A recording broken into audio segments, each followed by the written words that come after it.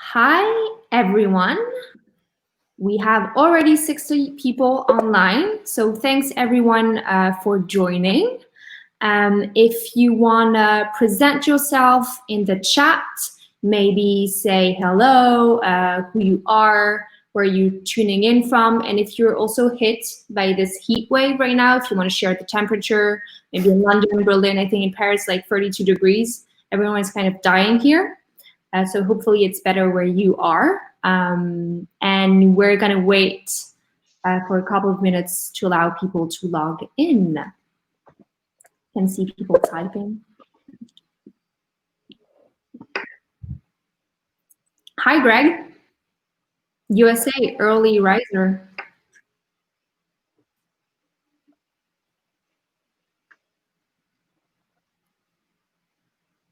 We are going to have 3 amazing speakers today. They will shortly present themselves, but we're very excited to be talking about this topic today, talking about equity. Hi, Theo from Paris. Hi, Sylvain. A lot of French people so far.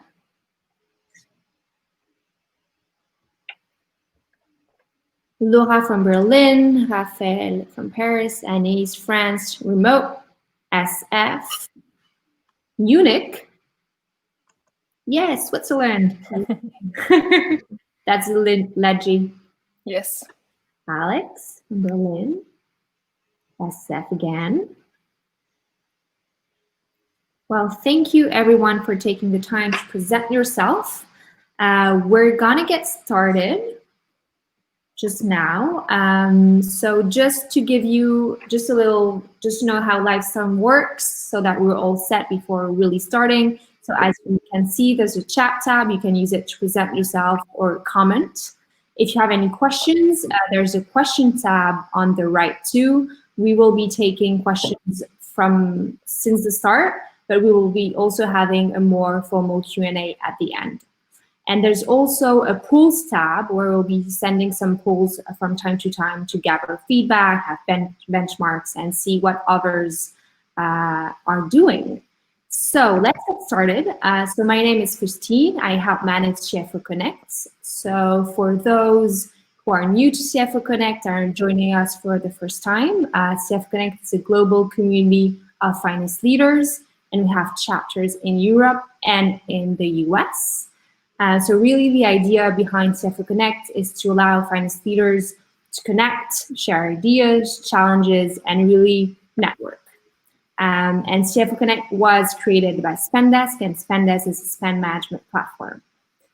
So today, we're going to talk about equity.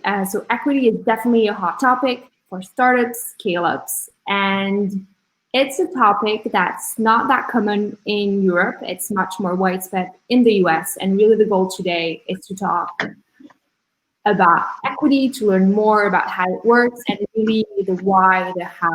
And today we have 3 great experts to talk about the subject.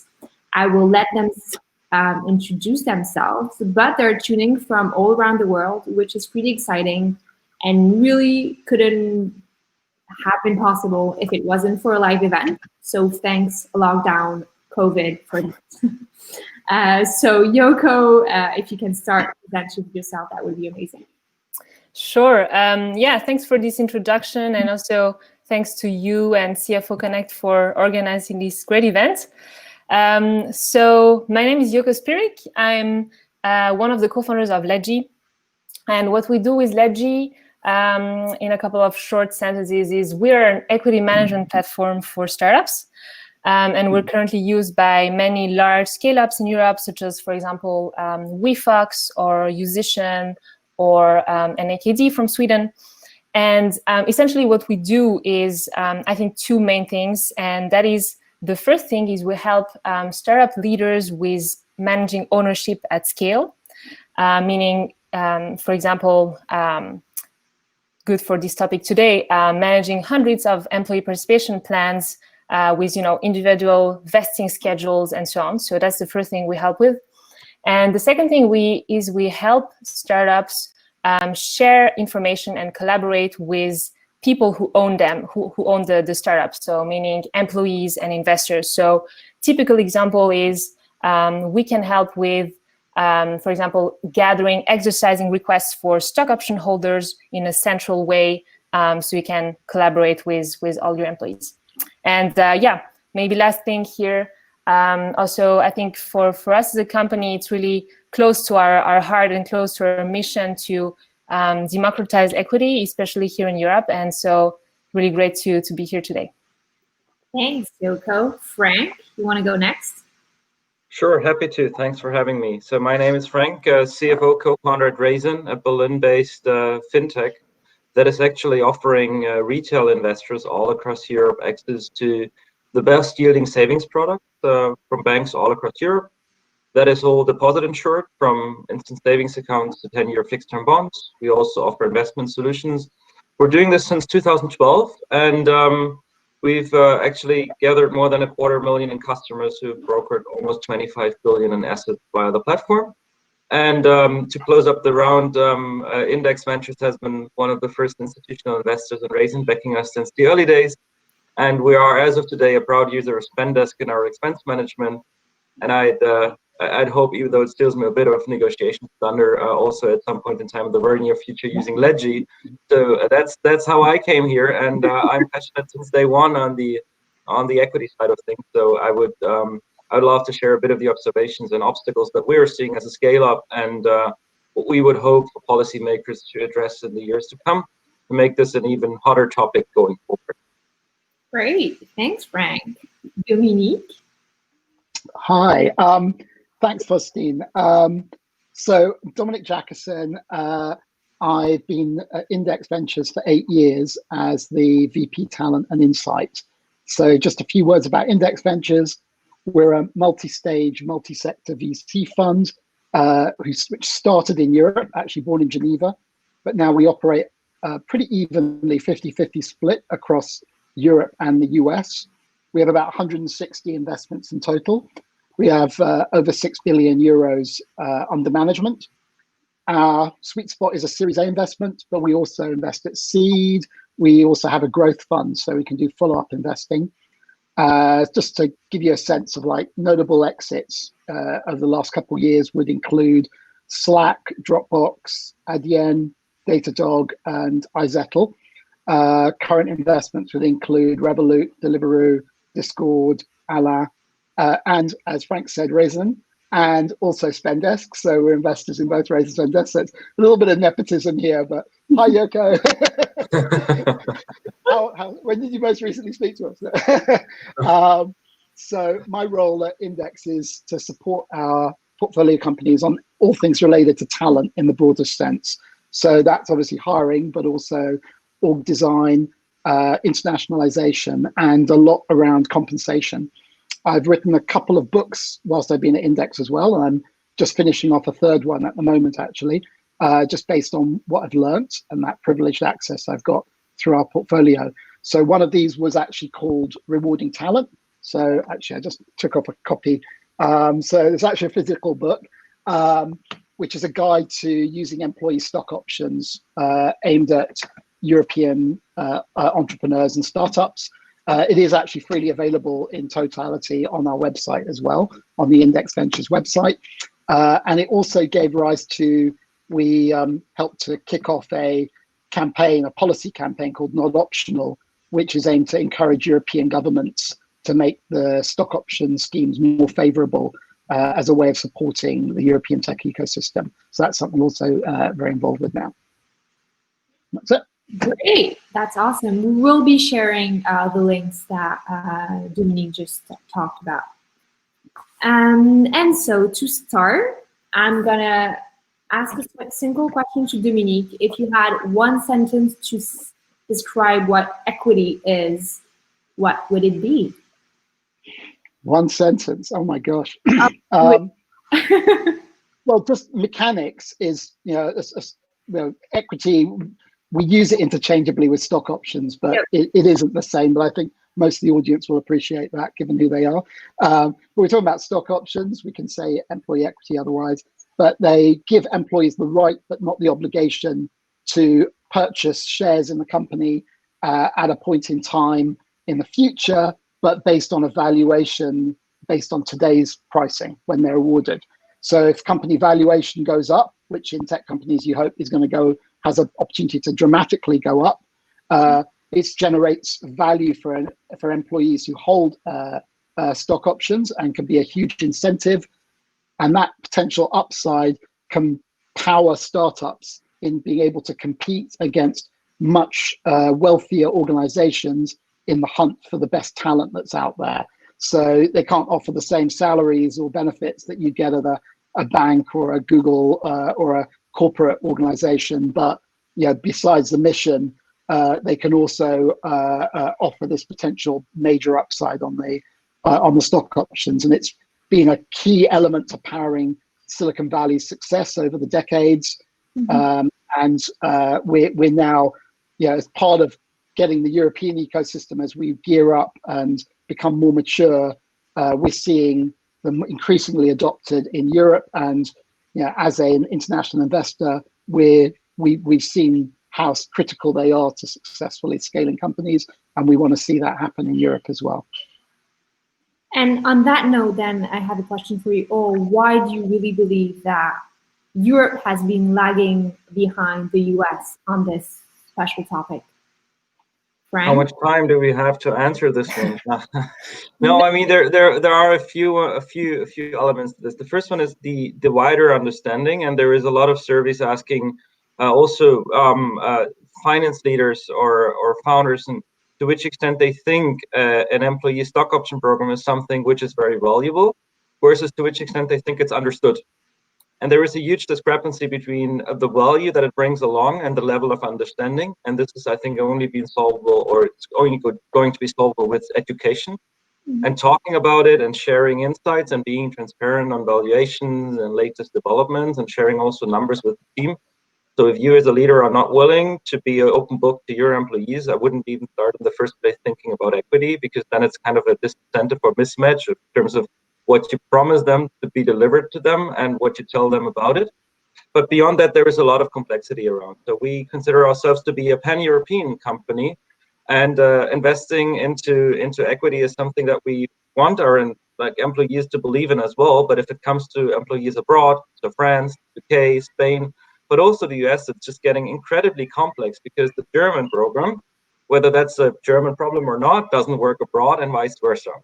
And then if you look at it from a administration point of view, it's great that there are tools such as Ledgy, but it's also the question of why does it need those tools in such extent? Because it's really difficult to administrate and to manage a larger workforce. And it's also a cost effect. Germans love to go to a civil law notary for those programs. And you ask yourself why. And then if you've solved all of that, you come to Texas. And you think of those who double down into the business and who buy into your business case and who want to support you as founders early on and join your company, they are taxed extremely disfavorable on the equity that you give them, and significantly heavier than the capital investors. So sorry for that one, Dom, but this is just not at equal terms, and we need a change, because we want those to join the team and to join the founders and who believe in what they're building to be successful at exit. And to tell everyone, look, this has been the right decision that I've made, and to bring back part of that what they gain to the ecosystem, and to build something what we see in the Silicon Valley, and to a certain extent also in the London ecosystem and tech team, which I haven't seen to that extent at scale somewhere else in Europe. So it's a mix of awareness, tax, complicated international employees, but you do believe that we should be giving equity to employees. 100%. So when we launched the business, and we were thinking of which pool should we set aside, so we looked at the back then incubated Berlin models, and we felt like maybe it's a single-digit percentage point. We agreed, and we jointly decided to set aside almost 20% of the equity, because simply we said if it works, it doesn't matter, because actually it works because of the team that worked alongside us. But if it didn't work, it didn't matter either, because then there's nothing to distribute. So in either way, it's the right choice to make, and I believe it should be just more commonly used by every startup and scale-up across Europe and beyond. Dominique, could you maybe share some insights about the European landscape on equity, and maybe we would focus on France, UK, and Germany. I know that Germany is especially tough in terms of equity. Yeah, I'm happy to. So, I mean, overall, I mean, I've sort of did a lot of benchmarking for the research that I did. Overall, when using what Frank said as well, US companies, by the time that they might go to IPO, if they've sort of scaled up to that point, over 20% on average of the fully diluted equity in one of those tech companies will be owned by employees, right? And that's excluding the founder. So, you think about these multi-billion-dollar exits, and you've got billions of dollars that are in the hands of employees and that can become liquid. So, it gives you a sense of the quantum. In Europe, it's closer to 10%, and there's much higher standard deviation on that, right? There's a lot more variability. It's quite a much more regimented model in the US, and best practice is being established. In Europe, it follows a lot more the philosophy of the founders. So, as Frank said, they were at the top end of being enlightened on this front, but there's companies in Europe which don't go for any stock options but the average is out at this 10%. When you look between markets, I mean, I don't have enough data to sort of say country by country in Europe, but basically the single biggest determinant is the maturity of an ecosystem. The more mature the ecosystem is, the more likely it is that somebody you're trying to hire will know somebody or have a friend or have a contact who's done well out of stock options, or didn't get them in a big success and regretted it, and therefore they're going to be lobbying, and it's going to be important to them to receive them. They're going to know the value. So that maturity of ecosystem is the single biggest thing. So that's why I suppose in Europe, London's the furthest ahead. But Paris, Amsterdam, Berlin, etc., are then slightly behind that. But it also reflects then some of the policy things that Frank said. And in the book, actually, you sort of did a table of comparing the stock option practices of 22 different markets, and we came up with this ranking like this for different countries, and we go into some detail, but basically, you get countries including the UK and France, which are actually their stock option policies. They might differ in slight ways from the US approach, but they're actually overall more employee friendly, and they're robust, tax favorable, good systems. Frank can talk to it later, but there's all sorts of roadblocks in the way for Germany or Spain or Belgium. So we've got a real massive differentiation between the type of practices that you have across Europe and between countries. Mm-hmm. Maybe also to add up on that one, on what you mentioned, Dominic, on the maturity of the ecosystem.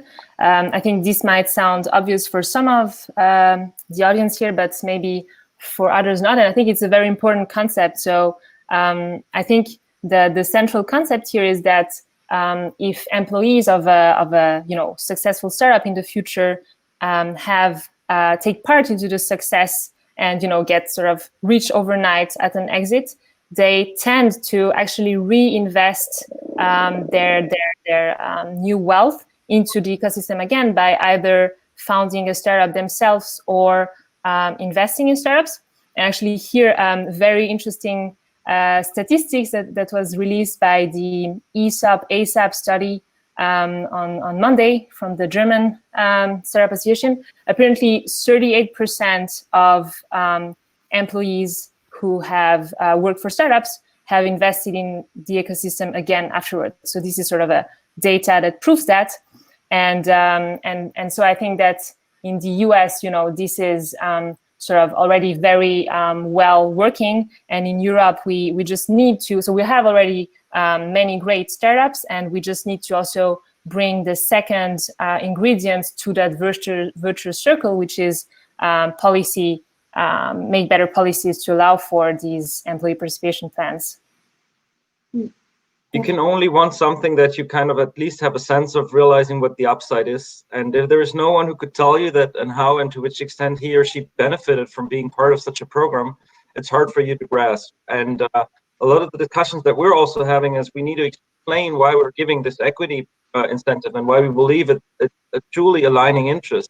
And it's the greatest of goods that we can deliver to an employee, because it just means they become an entrepreneur at the point in time they sign up. but it also needs to be experienceable. And like giving back to the ecosystem, we're seeing successful like second line management or early wider management group co-founders in the widest sense of scheme, that after having had a successful exit say, you know what, I am in a position that I can try myself now, is the best you could get to in an ecosystem. And what that's kind of typical in the US, both East and West Coast, and it doesn't happen that frequently in Germany. And there is this kind of half true, half wrong saying in the West Coast, and what's the latest successful tech IPO in Germany? And then people answer SAP. So I disagree with that, but it kind of shows a bit of a perception on the readiness of the market to have those programs at scale. Interesting. We're going to push 2 polls right now to know in the audience who has put in place equity incentives, and also where your company is from, and if you have an equity incentive plan, just to see maybe some discrepancies and variations between countries. What we can talk about now is maybe who decides basically to grant equity to employees. Like, what's the decision process? Like, is it the founders? Is it at one point the investors who just suggest to the founders? Is it the CFO who just wants to give shares everywhere? Like, how does it happen? So yeah, maybe I can say a couple of things here. So the standard way in our experience, at least, and happy to also hear more about Frank's experience and Dominic's experience, but the way it is done is, first of all, I think the first desire to do this, to set up a pool for employees, has to come from founders, and then of course the investor come into the game, and especially the board. So you have to get board approval to set up this pool, allocate these stock options, and that's basically it, I would say. So it's really it comes from the founders or the management team in combination with the board / investors. And of course, if you want to increase the pool size, this also has to be agreed with new investors coming in at a new round, for example. And I think, yeah, that's also a very interesting topic here to speak about, because sometimes there are some conflicts here where investors say, oh, this pool is going to dilute us, so we don't want this. And I think here I'd be at least very interested in hearing from you, Dominic, how you see this in your experience. Like, have you ever had the case that you had maybe a co-investment where there were some frictions around pool sizes, and how did you go about it? Happy to answer that. I mean, yeah, overall, yeah, things are changing, but we virtually never, as an investor, find ourselves in on the side of the table arguing that the pool shouldn't be as big as the founders or investors believe, because we've seen the benefits of having a large carve out ESOP for attracting and retaining top talent. So we're very rarely in that side.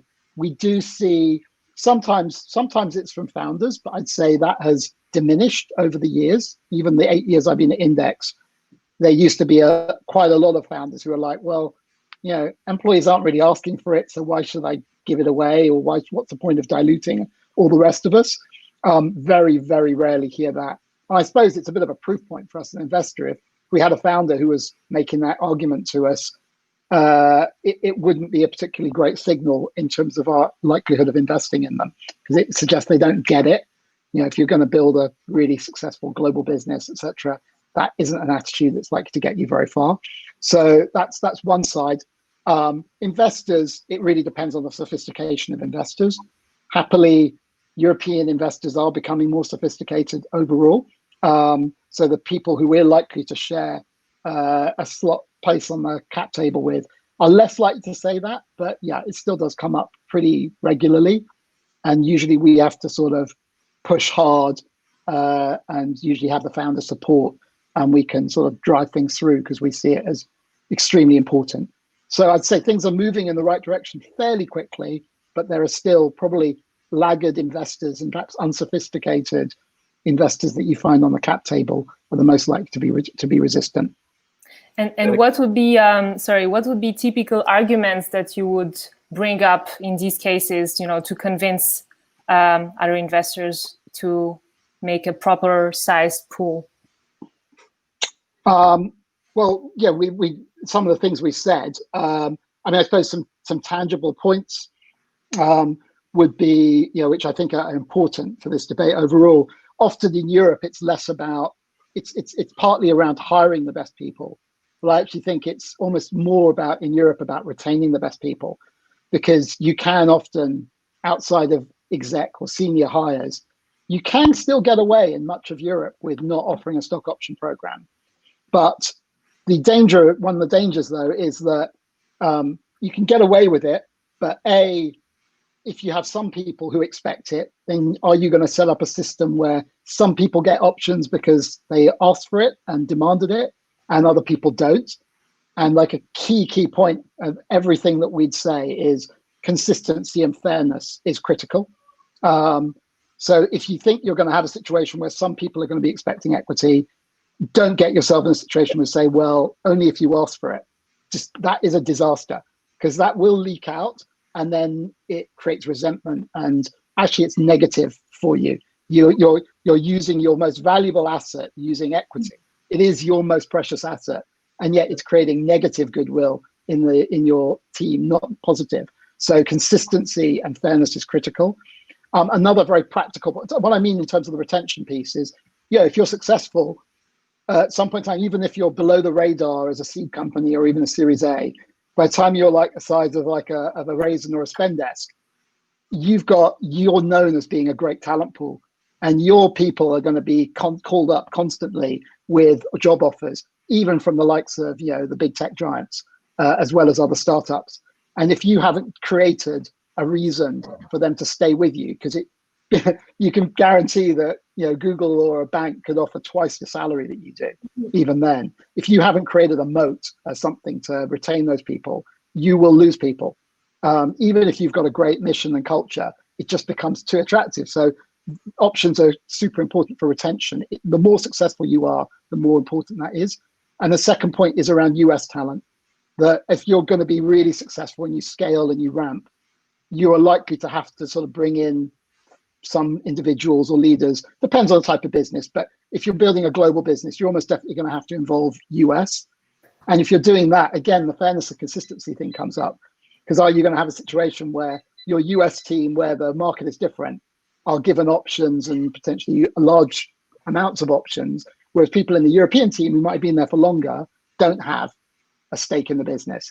And that can also create resentment and frustration. Or if you're relocating somebody from the US, suddenly they're given a much more attractive offer than their peers sitting around the table with them.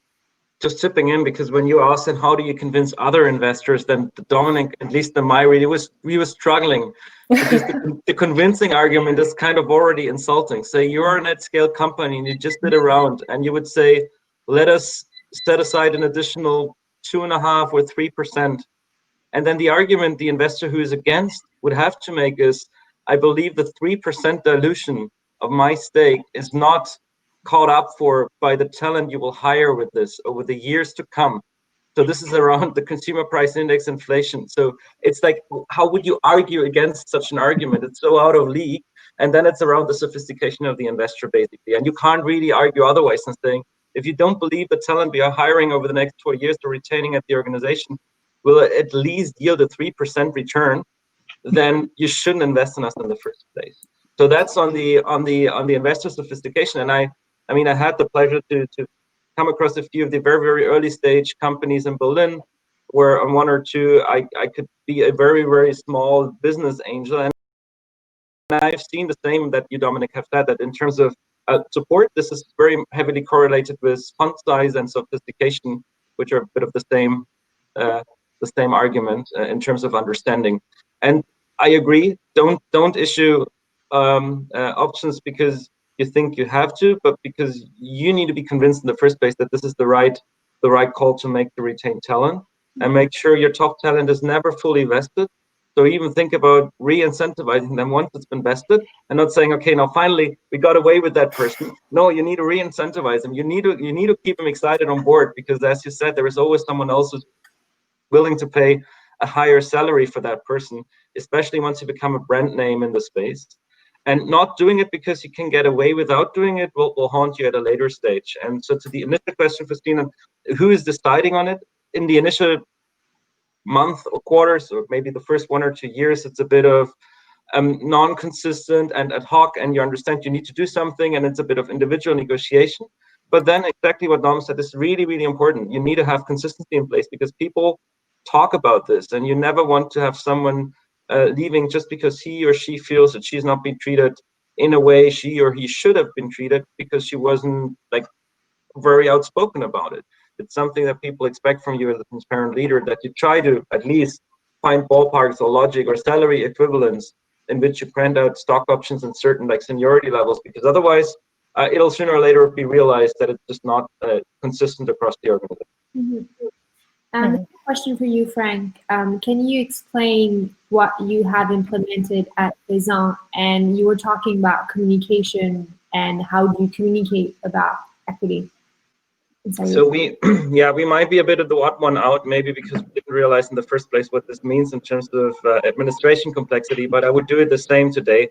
So we don't have a virtual stock option program, but we have an actual stock option program. So people can subscribe to common shares in the company. They are non-voting to not complicate governance, but it's actual shares. The benefit of such a program for the employee is obvious. He would become a shareholder, he'd receive dividends once we are profitable, but mainly they can sell shares at any point in time without us having to object or interfere.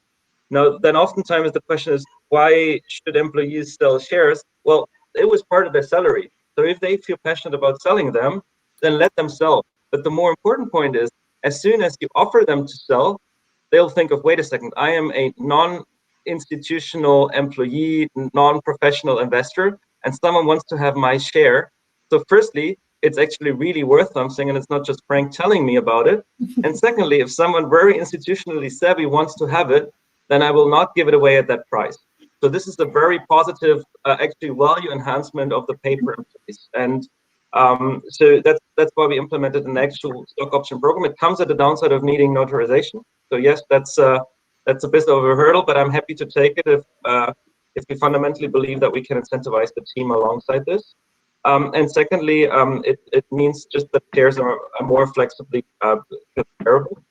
And on the education part, so we provide training. We also have a yearly ESOP letter where we tell what has happened in the last year and how that has been reflected in investor valuation with all the needed caveats, because an outside valuation doesn't mean that this is the market price at a given point in time, but it helps people to understand on how they contribute to the value of their specific option held.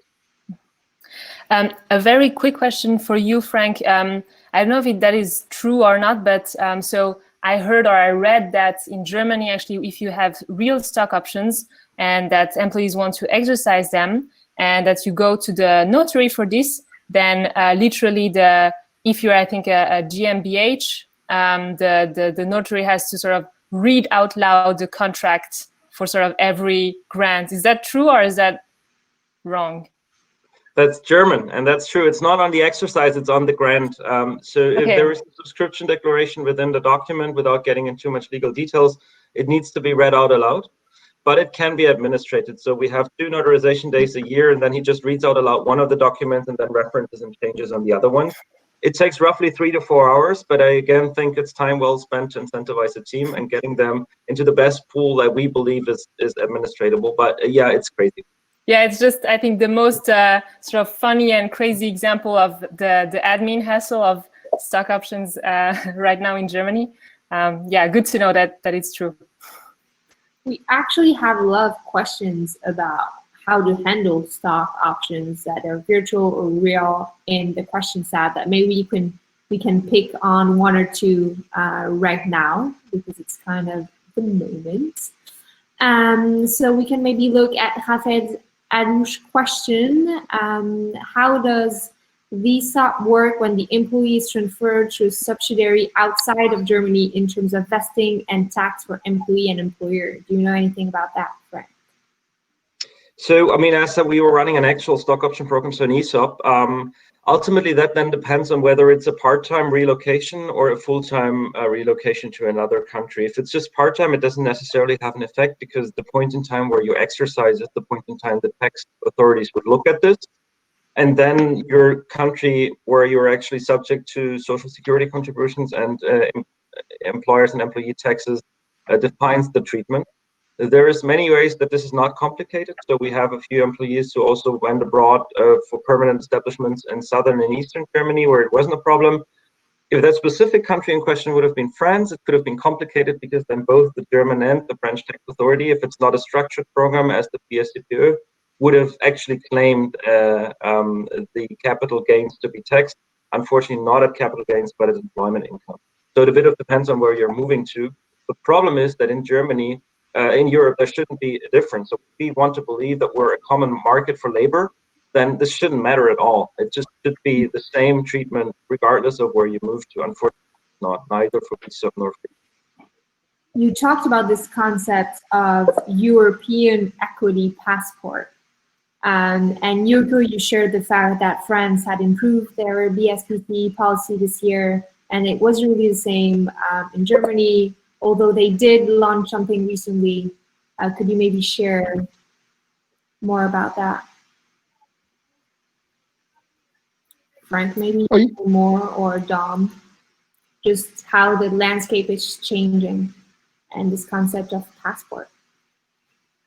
Okay, I'm happy to step in on that. Yeah, I mean, as part of the not optional work that we're doing on the policy side, we're having a lot of these conversations at the moment. So we inputted a lot into the change you mentioned in France at the beginning of the year in the finance bill, which meant that the tax favorable scheme, which has been available to French startups for many years, which are called BSPCEs. It's a very, very good scheme, but it was only open to companies which had a French topco originally, and had seen that being an issue with a lot of our companies and our portfolios, who'd been trying to setting up subsidiaries in France, hiring people in France, not being able to offer stock options at all, because BSPCEs weren't open to them, and it was a real impediment. And it also created a perception of the French ecosystem as being, not open to investment, not open for business. So it's great to see the administration make that change, so that now BSPCEs can be issued when the company isn't just a French topco.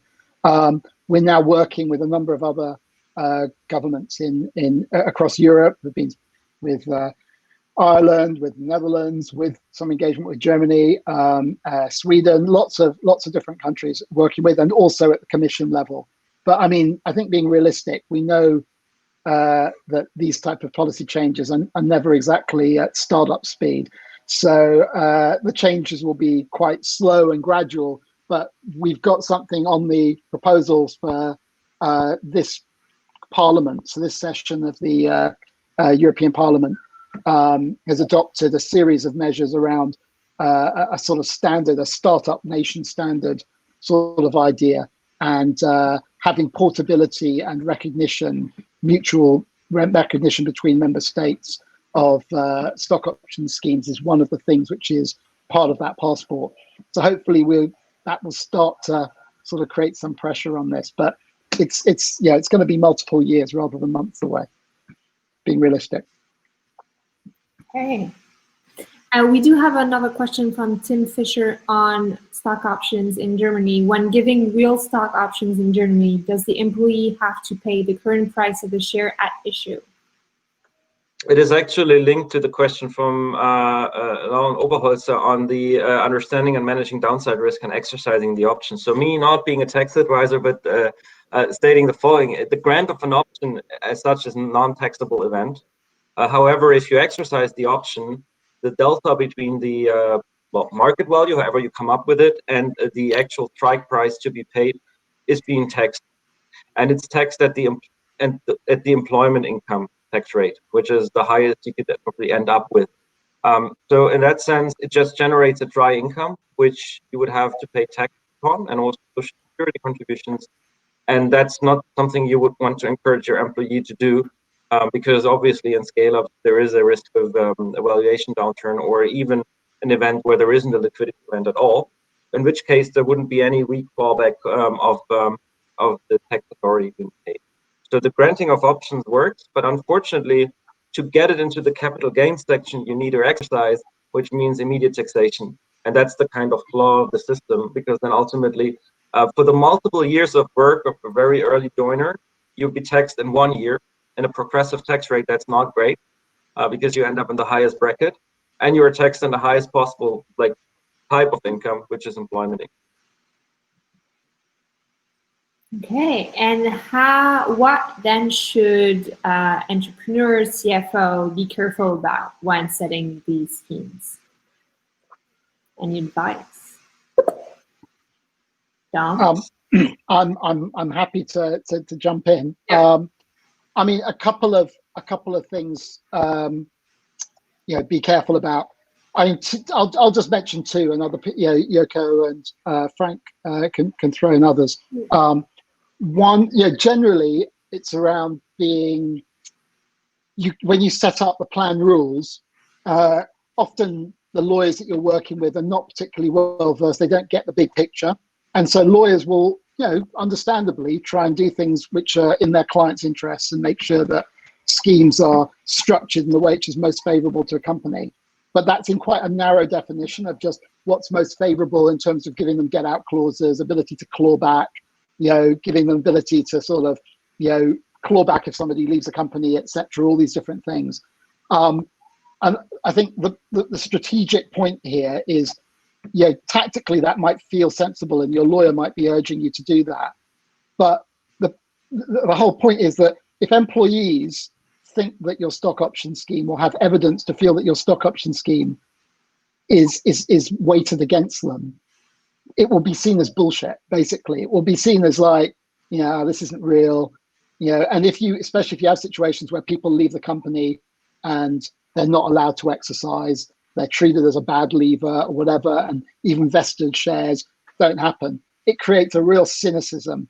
And then I just say, well, what's the point of giving away 10-15% of your company's equity if it's just seen as either a bit of a joke, or seen as cynically as something, we'll never actually see anything out of this. I mean, you've given up your most precious asset for zero return. Actually, it's created a negative feeling. So basically, be generous. I think Levers is a great example of that, because very few, if you're a successful startup, very few of your early employees are going to be there all the way through to a big exit. Mm-hmm. But those people were a real key part of your journey. They're critical to your success. So treat them generously. And then they will, if they're able to exercise, they become shareholders. They become advocates outside the organization. They become valuable alumni. They can help you to continue the growth. Mm-hmm. And it will create a good feeling of goodwill and reality inside the organization with the rest of the employees, that they're not going to get treated badly. So that's like, I think, my overarching piece. I think related to that, if you have an opportunity, because you're doing well as an organization, to have some employee secondary. So if you have, you're doing a fundraise, you have extra interest from investors, if you can do some secondary, maybe this is a Series B or C sort of stage, it's terrifically positive if you have employees participating in that, or being allowed to participate, because it suddenly turns what is an intangible, at some point it might be worth something, into some real money and some real financial upside. If they can, if people with vested shares can exercise a portion of them and sell some of them, it suddenly makes the whole thing real. It's like, hey, actually, there's real money here, and gets people excited. There's no greater signal. And again, that magnifies and leverages the options that you've granted, because it makes them real. And anything you can do for that, to demonstrate that, is hugely positive. So those are a couple of points I can make. I won't yabber on. Please. I couldn't agree more. So also on the secondary piece, and the question on whether you're entitled to keep vested portions. So this is just N=1 in our way of doing it. Everyone is entitled to keep the options when leaving, even if it's only partially. So those parts which are vested. And equally, if there was a secondary, they are equally entitled to sell down. There is no need for them to wait. They deserve them. They earned them. They work for us. They build Raisin with us, alongside us. Why not offering them the opportunity to sell along? Because ultimately, it just generates the proof of value for junior share classes in your cap table. Secondly, it is also starting to build an ecosystem where people benefit from being participators in the equity stack of a company they work for. And thirdly, on the program and do's and don'ts, with Dom on that one. So what I would say is, think of what could someone who succeeds in your role as a managing director at some distant future point, appreciating that might never happen due to the program and its beneficiaries, if he stepped into your role, given the way the program is set up. Could he be very detrimental to those who have already been basically incentivized? Or is the program crystal clear and tells what to do and what not to do? And if it's the latter, then it's great. And if not, then rework the program. Yeah, here actually, on my side, the first thing is what we do at Ledgy for our own ESOP is that, so we also have stock options. We're based in Switzerland, and we also allow stock option holders to also exercise even after they left the company. However, with a time frame, so I think it's around 2 years. In the US, I think it's very standard to have also a couple of months after you leave to exercise. Mm-hmm. But definitely important to leave this option open, or this possibility open, no pun intended, and to allow employees to exercise and to live in a good way. And actually, the second thing that came to my mind about being careful, I think it goes back to the point that Dominic mentioned before about how you communicate about the equity. So meaning being fair and transparent. I think that's something you should be super careful about, that we also do at Ledgy, that we just really have a table saying, look, this is the formula, so that, you just have to be careful about how you communicate this to the whole team. I'd throw in one other sort of thing, because it hasn't come up so far, and just at least until you're, a couple hundred people as an organization, I think we're big proponents that everybody in the organization, every employee should get at least some stock options, even if it's a very small allocation, which is partly around the whole, it partly reflects a sort of democratic sort of tech ideal of like everybody's aligned and it feels like an owner. So it's partly around that, but there's also a sort of very practical point, which, because the importance of education and communication has come up several times in this conversation, and it is absolutely critical. And if you're giving stock options to some people but not everybody, it really limits your ability to communicate to your employees and to educate around what they are. And suddenly you can't mention them at all hands, mm-hmm. or you've got to have some subgroup or some sub-channel of people who have got stock options. We'll tell them or we'll train them, but not others, which again is like feels undemocratic, like anti-startup culture. But it also just very practically just makes it harder if you can't be open. So even if the most junior people in the organization have got just a small handful, just practically speaking, it makes the job that much easier in education. One last part and theme that I want to talk about was the impact of the current crisis on equity landscape and culture. And do you think that the sad fact that people have been laid off in the US, for example, will be a chance to kind of rebalance things with Europe? Like attracting the talent, removing bottlenecks right now. Dom? Okay, fundamentally, I don't think that's necessarily going to happen, because sort of there's a supply demand thing. Stock options, the more valuable talent is, the more it's a seller's market for talent, so to speak, then the stronger the motivation to give generous compensation, including stock options, right? So if you've got a lot of unemployment, talent market becomes a bit more loose, that doesn't necessarily mean stock options. The one thing I have seen from I've seen a number of companies and startups do is in this crisis is, trying to push your cash runway out, trying to conserve cash.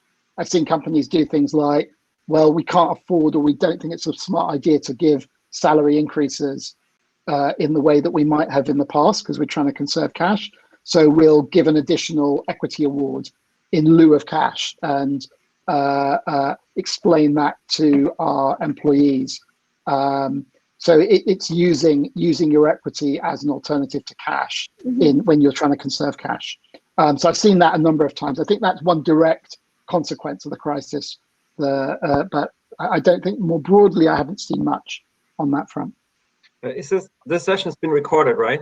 Yes. Okay, perfect. So then I personally think the acting president, Mr. Trump, has done a better job on bringing talent to Europe than COVID will ever do. And besides that, I think it's a bit of a question, to be very honest, in short-term versus long-term. Investors signing up in a business like Raisin, again, not yet profitable, high growth, spanning multiple countries, markets, products, customers, they buy into our vision of building a pan-European and even at some point in time US assets-based business and not in like short-term stock market volatility. And even on that, you might argue that indices, despite the shenanigans of some of the larger companies in Germany, are above the level a year ago. So you haven't even seen a massive downturn on the equity markets for the right or wrong reasons. But in terms of this stuff, this is really a long-term view that investors take back in companies like us or also Spendesk and Ledgy. So in that sense, I don't think there is much volatility on the stock in the longer run. It might just be extremely harder to raise capital this year if you have.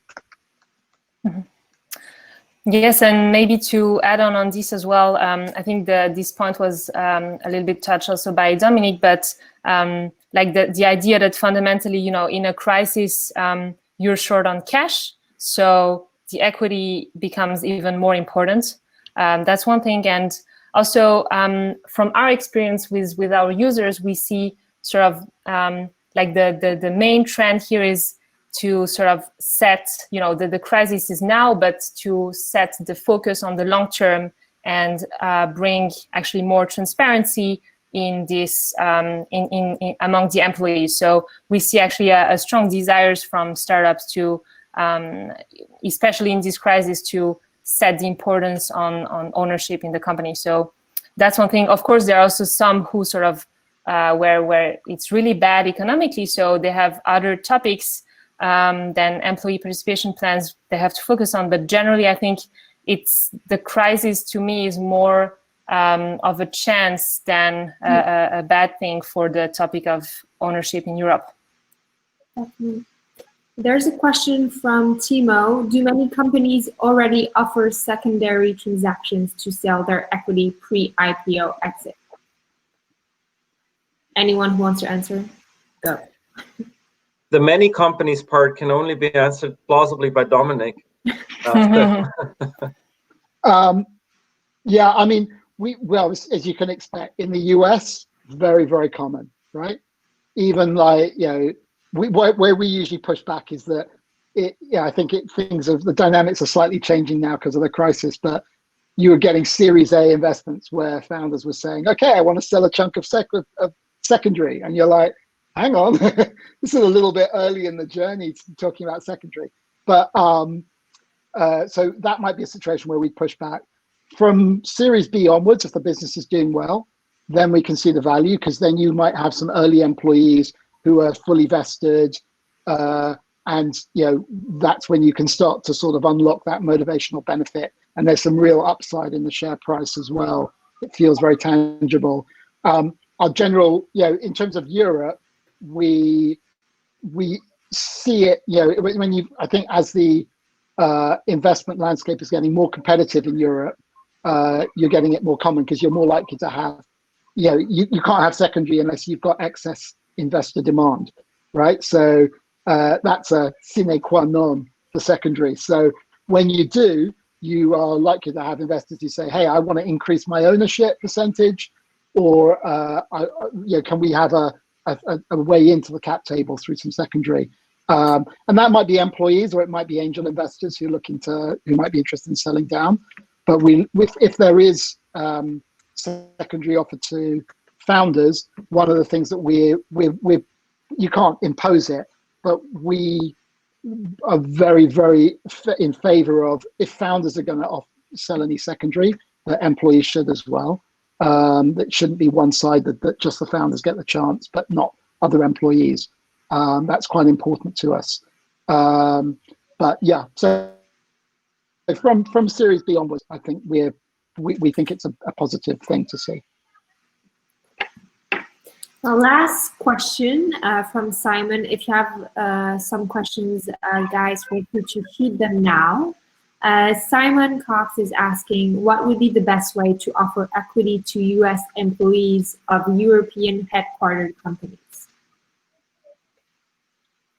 Frank? Well, that's almost impossible to answer question in 4 minutes. It depends a bit on the structure and whether there is a US incorporation or it's a permanent establishment, and where the headquarters in Europe are. I mean, we do have US business on the ground with a separate inc. in the US, so it's New York, and there we do grant restricted share units, which are similar to the options in Germany and also taxed upon exit or at the time of exercise. So it's similar, and also the US is not a low-tax country, you realize at that point in time. But that depends a bit on the structure between Europe and the US. The one thing we came across, though, as a realization is you can't simply use your existing European program because it will most likely be prohibitively taxed. Yeah, agreed. There is the in terms of talent in the US, you either, I think it's very difficult to offer, even if you had a virtual scheme in the US, that's not going to fly. They're like going to be, what the hell is this stuff? They expect to see either an RSU scheme, as Frank mentioned, or a US type of stock option program. And there is a tax favored one and a non-tax favored one. And although the differences are not dramatically large, it's not that difficult to set up the tax favored one, which is called an ISO scheme, as long as you've got a US incorporated subsidiary or topco. You can do that. There are some things, no point going into detail, you have to get valuations. You can offer stock options under those programs at a discount to the most recent pref price that was paid by investors. So there are things that make those really extra valuable to employees. But going into mechanics of those is probably not beyond the scope of this call. But it's not that difficult. But it does cost a certain amount of money. So we've been on for 57 minutes. Oh, Tim Fisher, last question. Any advice on percentage of shares to grant to different levels in the business to make a program fair? Interesting questions. We didn't talk about this at all. So immediate reply would be, don't think in percentage, think in value. Because at a later stage company, if you think of the large tech giants in the US, they're long gone thinking even like the third or fourth, behind the decimal point digit, they think basically in value, and that value is, I think, best driven by what would be a top-notch market salary for that kind of a type of profile, and to which extent can you come up to that level by offering stock options, because you won't be able to match the salary in cash. I'll chuck in a plug here again. So alongside the Rewarding Talent book that I mentioned before, we also developed an app called Option Plan, which you can get to where the book is on our website, or just optionplan.com, which is it's a pretty easy to use app for helping you design allocations bottom up for different levels and functions in your startup. There's a seed version and a venture version. The venture version holds true for Series A, B, or C. Actually, I've sort of stress tested it for all, and it's based on actual benchmarks in terms of what those allocations are. So I think it gets about 250 users a day, this tool, right? So between rewarding talent and that, it's becoming a pretty good benchmarking tool across Europe for ensuring that you're offering a fair program which is competitive with the market.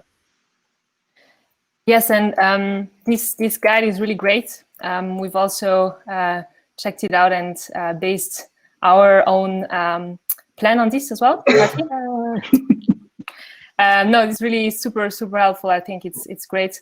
But also to add on this, I think the three main dimensions to consider to make this plan at your company is, first of all, I think the seniority. The second would be also the employee number. So sort of the earlier employee will get more because they take a higher risk by joining the company. And the third dimension would also be tech and non-tech. And this is actually just related to the market demand. So it is a fact that, technical talent is simply more in demand nowadays. And therefore, there is a certain difference there in stock options as well. Cool, thanks. If you guys, we're just over an hour, so we're going to finish in like 2 minutes. But if you want to just give one advice to the audience, what would it be? If we can start with Yoko. Sure.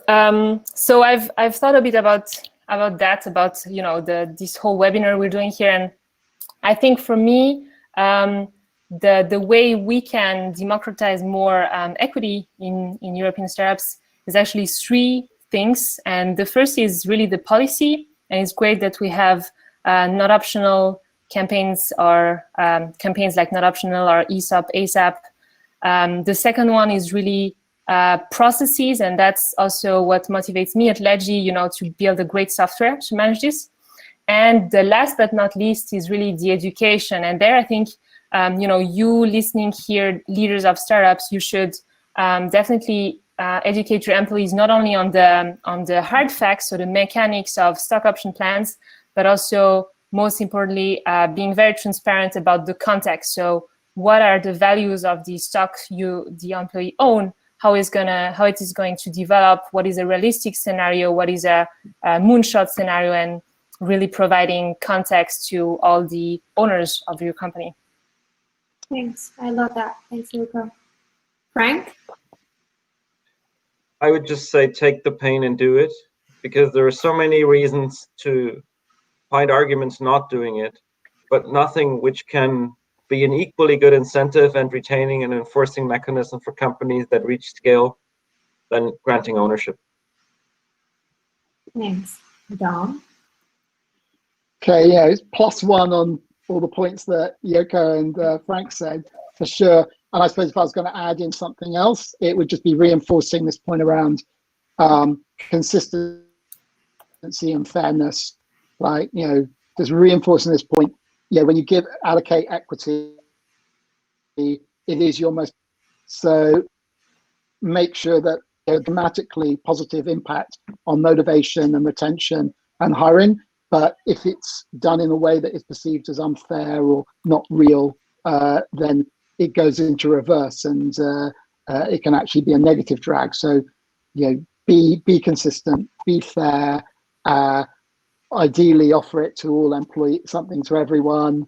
Don't do any of those clawbacks, etc. And then it can be really enhancing of your overall employer brand, employer value proposition. And the CFOs or finance leaders having that more strategic, enlightened approach, and not being swayed by and keeping that in mind rather than thinking about what your lawyer might be advising you or your accountant or whoever helps you structure the program. Be strategic about this, because that's how you're going to build a really, truly world-class and winning organization. Great advice. Thank you, Dom, Frank, and Yoko, for being with us today. I really hope that you enjoyed the conversation and that the audience learned a lot. I certainly did. So thanks for joining us. Thanks to you guys behind your screen for joining us today. It was amazing to be with you tonight. And we will share the recording of the event to everyone that attended or registered, and we will also write a blog recap so you can find all the learnings. So thank you again, and we will share all the different links that Dom talked about, Ledgy 2, Frank maybe. We'll share all that we can share on this topic. So thanks everyone for joining, and bye. Thank you. Thanks, Frank. Thank Bye-bye. you. Bye.